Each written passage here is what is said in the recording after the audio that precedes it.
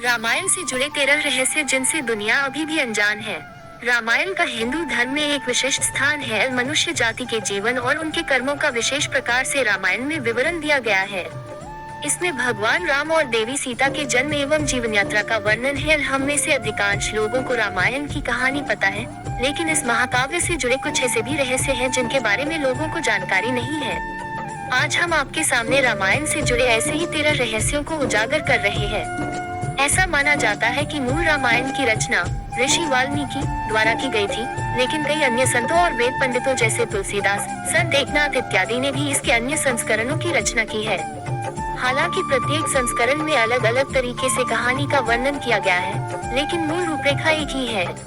ऐसा माना जाता है कि रामायण की घटना 4वीं और 5वीं शताब्दी की है। रामायण के हर 1000 श्लोक के बाद आने वाले पहले अक्षर से गायत्री मंत्र बनता है। गायत्री मंत्र में 24 अक्षर होते हैं और वाल्मीकि रामायण में 24,000 श्लोक हैं। रामायण के हर 1000 श्लोक के बाद आने वाले पहले अक्षर से गायत्री मंत्र बनता है। यह मंत्र इस पवित्र महाकाव्य का सार है। गायत्री मंत्र को सर्वप्रथम ऋग्वेद में उल्लिखित किया गया है। राम और उनके भाइयों के अलावा राजा दशरथ एक पुत्री के भी पिता थे। श्री राम के माता पिता एवं भाइयों के बारे में तो प्रायः सभी जानते हैं, लेकिन बहुत कम लोगों को यह मालूम है कि राम की एक बहन भी थी, जिनका नाम शांता था। वे आयु में चारों भाइयों से काफी बड़ी थी। उनकी माता कौशल्या थी। ऐसी मान्यता है कि एक बार अंग देश के राजा रोमपद और उनकी रानी वशिनी अयोध्या आए। उनको कोई संतान नहीं थी। बातचीत के दौरान राजा दशरथ को जब ये बात मालूम हुई तो उन्होंने कहा, मैं अपनी बेटी शांता आपको संतान के रूप में दूंगा। ये सुनकर रोमपद और वशिनी बहुत खुश हुए। उन्होंने बहुत स्नेह से उसका पालन पोषण किया और माता पिता के सभी कर्तव्य निभाए। एक दिन राजा रोमपद अपनी पुत्री से बातें कर रहे थे। उसी समय द्वार पर एक ब्राह्मण आए और उन्होंने राजा से प्रार्थना की कि वर्षा के दिनों में वे खेतों की जुताई में राज दरबार की ओर से मदद प्रदान करें। राजा को ये सुनाई नहीं दिया और वे पुत्री के साथ बातचीत करते रहे। द्वार पर आए नागरिक की याचना न सुनने से ब्राह्मण को दुख हुआ और वे राजा रोमपद का राज्य छोड़कर चले गए। वह ब्राह्मण इंद्र के भक्त थे।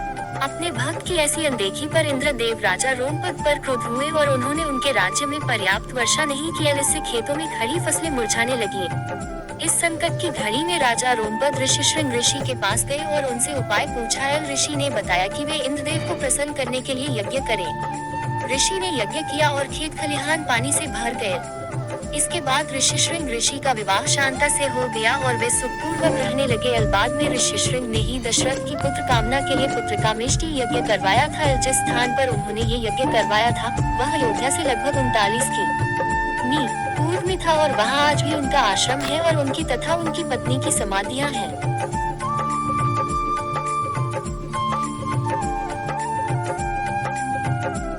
राम जन्मभूमि अयोध्या के बारे में 10 ऐतिहासिक तथ्य। राम विष्णु के अवतार हैं, लेकिन उनके अन्य भाई किसके अवतार थे? राम को भगवान विष्णु का अवतार माना जाता है, लेकिन आपको पता है कि उनके अन्य भाई किसके अवतार थे? लक्ष्मण को शेषनाग का अवतार माना जाता है, जो क्षीरसागर में भगवान विष्णु का आसन है, जबकि भरत और शत्रुघ्न को क्रमशः भगवान विष्णु द्वारा हाथों में धारण किए गए सुदर्शन चक्र और शंख का अवतार माना जाता है। सीता स्वयंवर में प्रयुक्त भगवान शिव के धनुष का नाम हम में से अधिकांश लोगों को पता है कि राम का सीता से विवाह एक स्वयंवर के माध्यम से हुआ था। उस स्वयंवर के लिए भगवान शिव के धनुष का इस्तेमाल किया गया था, जिस पर सभी राजकुमारों को प्रत्यंचा चढ़ाना था। लेकिन बहुत कम लोगों को पता होगा कि भगवान शिव के उस धनुष का नाम पिनाक था। लक्ष्मण को गुदाकेश के नाम से भी जाना जाता है। ऐसा माना जाता है कि वनवास के 14 वर्षों के दौरान अपने भाई और भाभी की रक्षा करने के उद्देश्य से लक्ष्मण कभी सोते नहीं थे। इसके कारण उन्हें गुदाकेश के नाम से भी जाना जाता है। वनवास की पहली रात को जब राम और सीता सो रहे थे तो निद्रा देवी लक्ष्मण के सामने प्रकट हुई। उस समय लक्ष्मण ने निद्रा देवी से अनुरोध किया कि उन्हें ऐसा वरदान दे कि वनवास के 14 वर्षों के दौरान उन्हें नींद न आए और वह अपने प्रिय भाई और भाभी की रक्षा कर सके। निद्रा देवी इस बात पर प्रसन्न होकर बोली कि अगर कोई तुम्हारे बदले 14 वर्षों तक सोए तो तुम्हें यह वरदान प्राप्त हो सकता है। इसके बाद लक्ष्मण की सलाह पर निद्रा देवी लक्ष्मण की पत्नी और सीता की बहन उर्मिला के पास पहुंची। उर्मिला ने लक्ष्मण के बदले सोना स्वीकार कर लिया और पूरे 14 वर्षों तक सोती रही। उस जंगल का नाम जहाँ राम, लक्ष्मण और सीता वनवास के दौरान रुके थे। रामायण महाकाव्य की कहानी के बारे में हम सभी जानते हैं कि राम और सीता लक्ष्मण के साथ 14 वर्षों के लिए वनवास गए थे और राक्षसों के राजा रावण को हराकर वापस अपने राज्य लौटे थे। हम में से अधिकांश लोगों को पता है कि राम, लक्ष्मण और सीता ने कई साल वन में बिताए थे, लेकिन कुछ ही लोगों को उस वन के नाम की जानकारी होगी। उस वन का नाम दंडकारण्य था, जिसमें राम, सीता और लक्ष्मण ने अपना वनवास बिताया था। ये वन लगभग 35,600 वर्ग मील में फैला हुआ था, जिसमें वर्तमान छत्तीसगढ़, उड़ीसा, महाराष्ट्र और आंध्र प्रदेश के कुछ हिस्से शामिल थे। उस समय ये वन सबसे भयंकर राक्षसों का घर माना जाता था, इसलिए इसका नाम दंडकारण्य था, जहाँ दंड का अर्थ सजा देना और अरण्य का अर्थ वन है।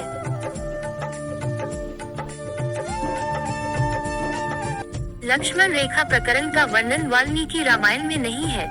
पूरे रामायण की कहानी में सबसे पेचीदा प्रकरण लक्ष्मण रेखा प्रकरण है, जिसमें लक्ष्मण वन में अपनी झोपड़ी के चारों ओर एक रेखा खींचते हैं। जब सीता के अनुरोध पर राम हिरण को पकड़ने और मारने की कोशिश करते हैं, तो वह हिरण राक्षस मारीच का रूप ले लेता है। मरने के समय में मारीच राम की आवाज में लक्ष्मण और सीता के लिए रोता है। ये सुनकर सीता लक्ष्मण से आग्रह करती है कि वह अपने भाई की मदद के लिए जाए, क्योंकि ऐसा प्रतीत होता है कि उनके भाई किसी मुसीबत में फंस गए हैं। पहले तो लक्ष्मण सीता को अकेले जंगल में छोड़कर जाने को राजी नहीं हुए, लेकिन बार बार सीता द्वारा अनुरोध करने पर वह तैयार हो गए। इसके बाद लक्ष्मण ने झोपड़ी के चारों ओर एक रेखा खींची और सीता से अनुरोध किया कि वह रेखा के अंदर ही रहे, और यदि कोई बाहरी व्यक्ति इस रेखा को पार करने की कोशिश करेगा तो वह जलकर भस्म हो जाएगा। इस प्रकरण के संबंध में अज्ञात तथ्य यह है कि इस कहानी का वर्णन न तो वाल्मीकि रामायण में है और न ही रामचरितमानस में है, लेकिन रामचरितमानस के लंका कांड में इस बात का उल्लेख रावण की पत्नी मंदोदरी द्वारा किया गया है। भगवान शिव से जुड़े 15 प्रतीक और उनका महत्व। 8. रावण एक उत्कृष्ट वीणा वादक था। रावण सभी राक्षसों का राजा था। बचपन में वह सभी लोगों से डरता था, क्योंकि उसके 10 सिर थे। भगवान शिव के प्रति उसकी दृढ़ आस्था थी। इस बात की पुख्ता। 8. रावण एक उत्कृष्ट वीणा वादक था। रावण सभी राक्षसों का राजा था। बचपन में वह सभी लोगों से डरता था, क्योंकि उसके 10 सिर थे। भगवान शिव के प्रति उसकी दृढ़ आस्था थी। इस बात की पुख्ता जानकारी है कि रावण एक बहुत बड़ा विद्वान था और उसने वेदों का अध्ययन किया था। लेकिन क्या आपको पता है कि रावण के ध्वज में प्रतीक के रूप में वीणा होने का कारण क्या था? चूंकि रावण एक उत्कृष्ट वीणा वादक था, जिसके कारण उसके ध्वज में प्रतीक के रूप में वीणा। जानकारी है कि रावण एक बहुत बड़ा विद्वान था और उसने वेदों का अध्ययन किया था। लेकिन क्या आपको पता है कि रावण के ध्वज में प्रतीक के रूप में वीणा होने का कारण क्या था? चूंकि रावण एक उत्कृष्ट वीणा वादक था, जिसके कारण उसके ध्वज में प्रतीक के रूप में वीणा अंकित था। हालांकि रावण इस कला को ज्यादा तवज्जो नहीं देता था, लेकिन उसे यह यंत्र बजाना पसंद था। 9. इंद्र के ईर्ष्यालु होने के कारण कुंभकर्ण को सोने का वरदान प्राप्त हुआ था। रामायण में एक दिलचस्प कहानी हमेशा सोने वाले कुंभकर्ण की है। कुंभकर्ण रावण का छोटा भाई था, जिसका शरीर बहुत ही विकराल था। इसके अलावा वह पेटू बहुत अधिक खाने वाला भी था। रामायण में वर्णित है कि कुंभकर्ण लगातार 6 महीनों तक सोता रहता था और फिर सिर्फ एक दिन खाने के लिए उठता था और पुनः 6 महीनों तक सोता रहता था।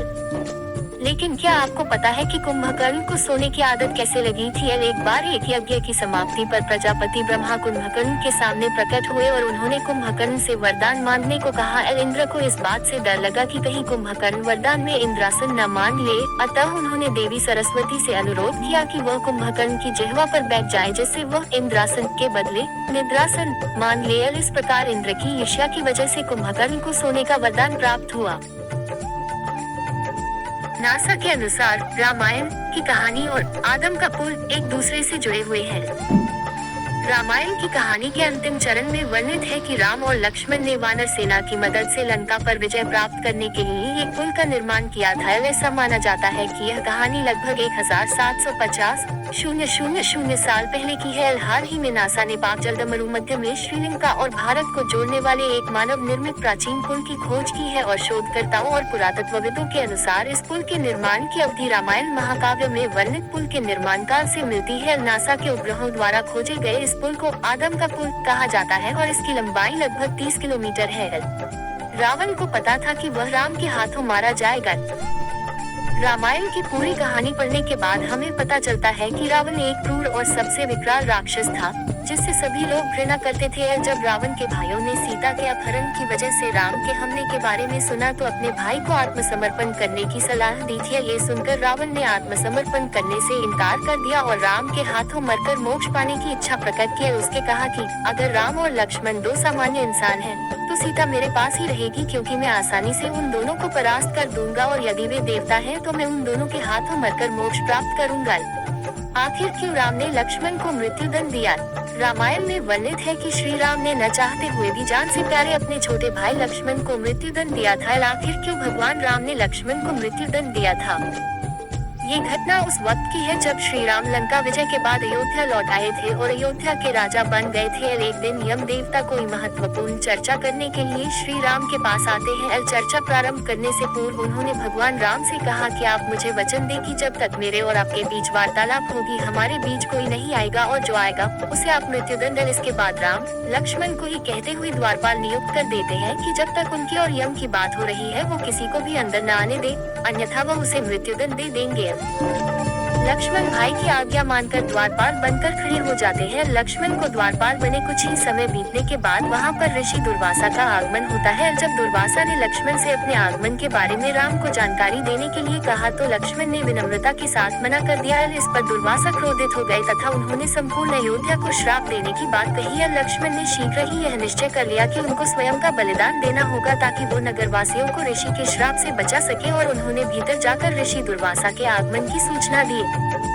अब श्री राम दुविधा में पड़ गए, क्योंकि उन्हें अपने वचन के अनुसार लक्ष्मण को मृत्युदंड देना था। इस दुविधा की स्थिति में श्री राम ने अपने गुरु वशिष्ठ का स्मरण किया और कोई रास्ता दिखाने को कहा। गुरुदेव ने कहा कि अपनी किसी प्रिय वस्तु का त्याग उसकी मृत्यु के समान ही है, अतः तुम अपने वचन का पालन करने के लिए लक्ष्मण का त्याग कर दो। लेकिन जैसे ही लक्ष्मण ने ये सुना तो उन्होंने राम से कहा कि आप भूल कर भी मेरा त्याग नहीं करना, आपसे दूर रहने से तो यह अच्छा है कि मैं आपके वचन का पालन करते हुए मृत्यु को गले लगा लूं। ऐसा कहकर लक्ष्मण ने जल समाधि ले लिए। राम ने सरयू नदी में डुबकी लगाकर पृथ्वीलोक का परित्याग किया था। ऐसा माना जाता है कि जब सीता ने पृथ्वी के अंदर समाहित होकर अपने शरीर का परित्याग कर दिया तो उसके बाद राम ने सरयू नदी में जल समाधि लेकर पृथ्वीलोक का परित्याग किया था। धन्यवाद। इसी तरह रोचक तथ्यों को जानने के लिए हमारे चैनल गीता भक्ति संग्रह को सब्सक्राइब करें, लाइक करें और शेयर करना ना भूलें।